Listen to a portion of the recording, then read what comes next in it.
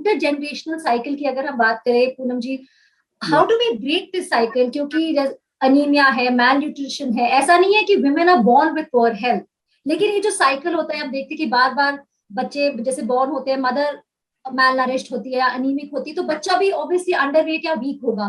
तो हम इस साइकिल को कैसे तोड़ें?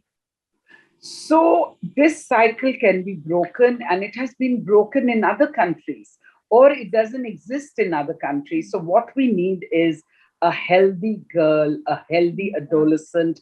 We need a healthy mother. We need to invest in their portion. We need to invest in उनके सिर्फ स्वास्थ्य के लिए नहीं, पर उनको कुपोषण दूर करने के लिए, उनके लिए we need to have state subsidy. Honestly, we need more food subsidy for the poorest women, because the poorer you are, the more likely you are to be anemic or undernourished.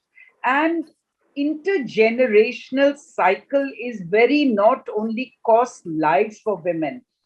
Maternal health gets affected, high maternal mortality, high child mortality is the outcome. And more than that, the children, little infants, are born undernourished. And these undernourished infants also have a heart and are susceptible to many other diseases. So how do we end all this? First of all, we have to recognize it. India has to feel a sense of shame, if I may say so, about the fact that we have so many children being born into this country where they don't have a chance for survival. And if they have a chance for survival, their mental well-being gets affected, their mental health gets affected. So they are never able to cope and with even opportunities of education and jobs given to them.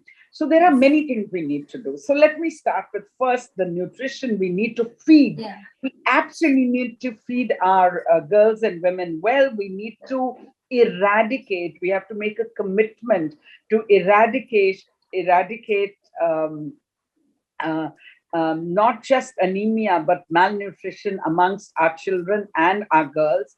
We need better feeding programs than we have today for girls in schools, for all children in school. I don't want wish to discriminate against boys who are undernourished. ये हमें याद रखना चाहिए कि सिर्फ लड़कियां नहीं, boys भी अंडरनरिश्ड हैं. तो हमें दोनों को अपनी नजर में रखते हुए सबको स्कूल्स में और आंगनवाड़ी प्रोग्राम्स हमें उनको इवैल्यूएट करके कैसे इम्प्रूव करना है. दूसरा, लड़कियों की जब जल्दी शादी होती है तो उनके बच्चे भी जल्दी होते हैं, क्योंकि जो 14 साल 13 साल की उम्र में या 18 साल से नीचे उम्र में जब लड़कियों की शादी होती है, ये देखा जाता है कि उनके पास कॉन्ट्रासेप्टिव एक्सेस नहीं होती टू कॉन्ट्रासेप्टिव, फैमिली प्लानिंग, ना ही उनको नॉलेज होती है, और दूसरा वो काम बहुत करती हैं और they experience violence also. All this affects their mental, physical and emotional wellbeing.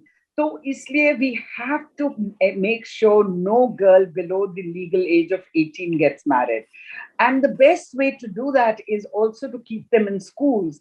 And the goal of keeping girls in schools isn't just only so that they don't get married. It is for their future and investment. And third, we have to make sure that women have good menstrual hygiene. A lot of the lack of management of menstrual periods of women lead to often excessive bleeding or irregular periods, then infections. It leads to infections which further jeopardize a woman's health. Fourth, I'd like to say that women need access to family planning so that they have children at the right time and fewer children.